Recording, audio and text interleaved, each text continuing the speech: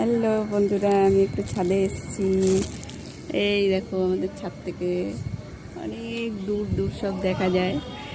গোলুবাবু এই যে দেখো চুলের কি অবস্থা, বসে বসে কেক খাচ্ছে। এখন ছাদের থেকে এই জামা কাপড় তুলতে এসছে, দেখো প্লাস্টিকে।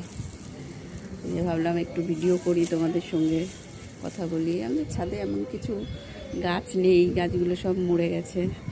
আর শাশুড়ি মা জল দিচ্ছে ছাদে গাছগুলোর মধ্যে। টাটা। হ্যালো বন্ধুরা, এই যে সারাদিন সেই ভোরবেলা থেকে একদম রাত পর্যন্ত ডিউটি।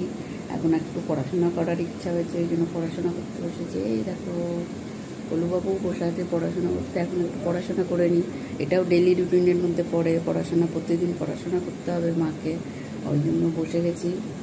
আবার পড়াশোনা করে আবার রান্নার কাজে যেতে হবে। ও হাসছে। গুড ইভিনিং বলে দেয়। Good evening guys. Good evening guys. Tata. Hello বন্ধুরা, আমি একটু ছাদে এসেছি। এই দেখো, আমাদের ছাদ থেকে অনেক দূর দূর সব দেখা যায়। গোলুবাবু এই যে দেখো চুলের কি অবস্থা, বসে বসে কেক খাচ্ছে। এখন ছাদের থেকে এই জামা কাপড় তুলতে এসছে, দেখো প্লাস্টিকে।